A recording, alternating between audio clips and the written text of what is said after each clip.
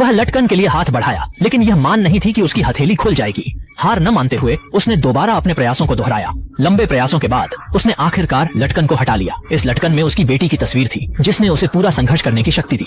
थोड़ी देर बाद उसने अपने पैरों को मजबूत करना शुरू किया और एक सामान्य व्यक्ति बन गया। असल में वह अपनी बीमार बेटी से मिलने के लिए जेल से भाग गया था। जब उसकी पत्नी को यह पता चला तो उसने उसे जल्द से जल्द भागने के लिए कहा, क्योंकि वह वांछित अपराधी बन चुका था। तभी बेटी बाहर आई और उसने उसे अपने लटकन को सौंप दिया।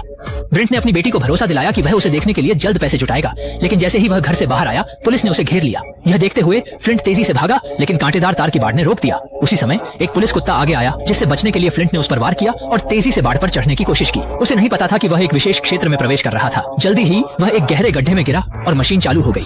वैज्ञानिकों को उस समय किसी भी असामान्यता की भनक नहीं थी।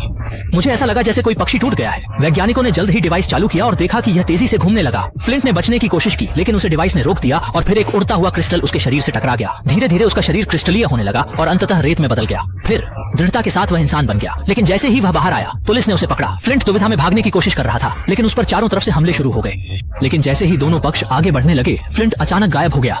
जल्द ही पुलिस ने देखा कि ट्रक के पास की रेत खिसक रही थी। जब उन्होंने जांच शुरू की तो पता चला कि रेत नीचे की ओर लीक हो रही थी। जब पुलिस ने फावड़े से खुदाई करनी चाहिए तो अचानक रेत में से एक मुट्ठी आई और बिजली की गन ने पुलिस को उड़ा दिया। सहायक पुलिस भी आ गई, लेकिन अगले पल रेत ने विशाल रूप ले लिया। पुलिस ने गोलीबारी शुरू कर दी, जिससे रेत का आदमी और अधिक आक्रोशित हो गया। उसने पुलिस पर हमला करते हुए पास की नकदी की गाड़ी पर एक ताकतवर प्रहार कर दिया, जिससे उसमें एक बड़ा छेद बन गया।